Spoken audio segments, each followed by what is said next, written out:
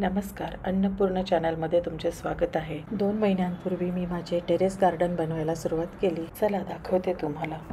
ह्या कारल्याचे वेली आहेत, त्याला फुलं येत आहेत आणि छोटे छोटे फळंही लागले आहेत। थोड्याच दिवसात त्या 3-3.5 फुटाच्या उंच झाल्या आहेत।